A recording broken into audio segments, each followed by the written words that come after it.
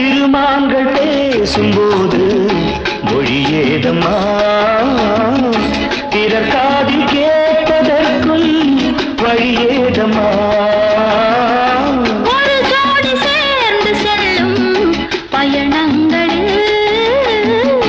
உறவழி வேறு இல்லை கவனங்களில்